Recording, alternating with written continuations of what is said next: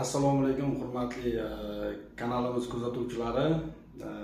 Boyitish hamda metallurgiya jarayonlarida ishlayotgan, o'qiyotgan va o'z sohalariga qiziquvchilar.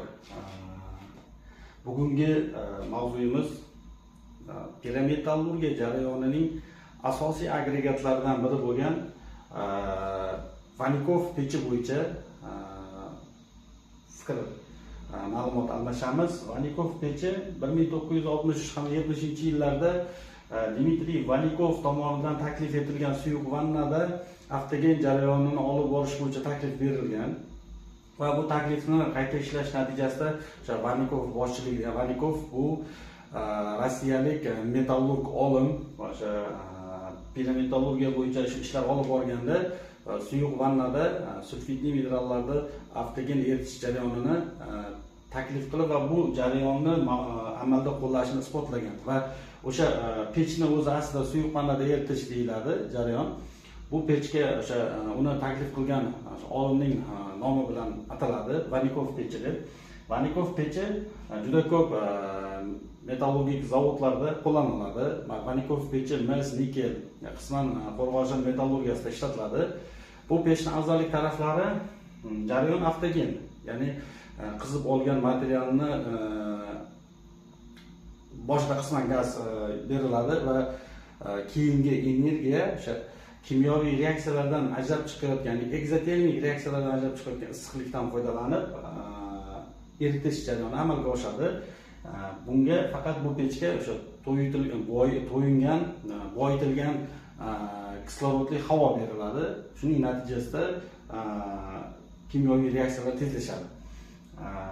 Bu pechda o'sha mana ko'rinib turibdi, o'sha vannasida erigan suyuq qatlamni ichiga havo beriladi. Ba'zi pechlarda atrofdan havo berilsa, u to'g'ridan-to'g'ri o'sha suyuqlik vannasining ichiga beriladi. O'sha barbadashlar, reaksiyalar o'sha vannani o'zida kechgani uchun suyuq vannada eritish deyiladi. Bu pechda o'sha vannani o'ziga havo bergani hisobiga kislorod to'g'ridan-to'g'ri minerallar bilan ta'sirlashib, jarayon tez davom etadi.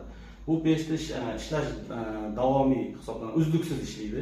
Ya'ni yuqoridan mana ko'rinib turibdi, shixta yuklanadi. Shixta yuklanib, mana chap o'ng tarafidan shlak, chap tarafidan esa mana shten ajratib olinyapti.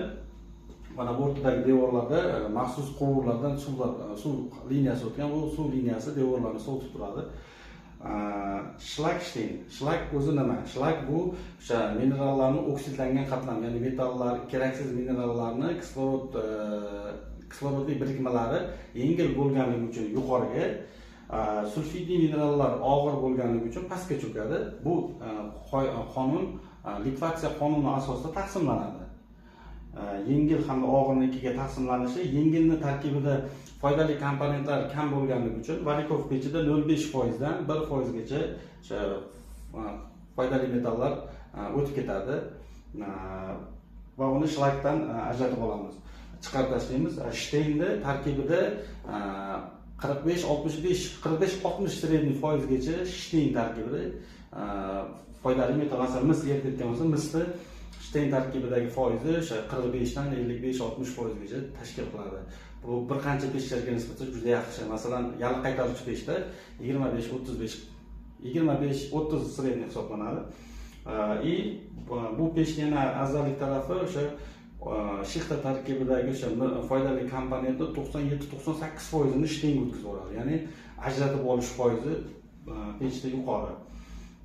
Vanikov pechida yana uni ajrab turadigan taraflari, buni tarkibidan o'sha egzotermik reaksiyalar natijasida hosil bo'layotgan gazlar tarkibida SO2, ya'ni oltin gugurt 4 oksidining miqdori ko'p bo'lganligi uchun alohida katalizatorlardan o'tkazib havoni sovutib, buni tarkibidagi SO2 dan sulfat kislota ishlab chiqarishga yuboradi. Ya'ni tabiatga SO2 gazini chiqarib yuborish ehtimoli kam. Ya'ni tozalangan holatda SO2 ni ajratib olib, sulfat kislota ishlab chiqaradi. Vanikov pechiga qo'yiladigan talab. Vanikov pechiga shu 6-8% lik namlikdagi mahsulotni, shixtani yuklasak bo'ladi. Granulometrik tarkibi kislorodli faklli pechga o'xshab juda talab yuqori emas. O'rtacha kattalikdagi shixdan yugurtsak, eritib shlak shtengga ajratib beradi. Buni yana afzallik tarafi, ya'ni Vanikov pechini 1 metr kvadrat erituvchi zonasida 80 tonnadan 120 tonnagacha shixta erita oladi sutkasiga. Ya'ni 1 metr kvadrat mana shu pechning ichi foydali maydoni 1 metr kvadratida o'rtacha 100 tonna shixtani bir kunda qabul qilib, eritib shlak shtengga ajratib beradi. Ya'ni bu pechkani qancha hajmi kattalashgan sayin bu pechning o'sha ishlab chiqarish quvvati juda yuqori. Shuning uchun hozirgi zamonaviy metallurgik zavodlarda Vanikov pechini kuzatishimiz mumkin. Masalan, Qozog'istonda Balxashida ham bor, o'zimizda O'zbekistonda o'sha mis eritish zavodida ham Vanikov pechi foydalaniladi. Vanikov pechi o'sha aytib o'tdik, shixtani qabul qiladi. O'sha 1200-1400 gradus temperaturada eritadi. Vannaning ichida barbotaj natijasida erib shlak shtengga ajraladi. Shlak shtengga ajralishida o'sha flyuslarning roli katta. Ya'ni o'sha kremniy tarkibli, kremniy oksidli flyuslar qo'shilganda bu flyuslar oksidlangan mineral metallarni o'ziga biriktirib olish xossasiga ega.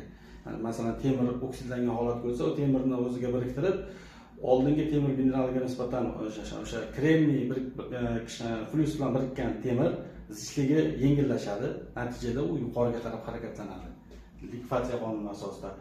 Ya'ni bu pechga solinayotgan flyuslarni to'g'ri nazorat qilish, shtengni yaxshilash, shlakni tarkibidan foydali metallarni kamaytirishga olib keladi. Bitta nozik tarafi bu Vanikov pechining texnologiyasini nazorat qilish juda qiyin. Buni konstruksiyasida mana bu ikki tarafdan tushib turgan devorlardan suv liniyasi o'tganda, mana bu suv liniyalaridan o'sha nosozliklar tufayli ba'zan kuzatilgan portlash xossasi, ya'ni o'sha devoridagi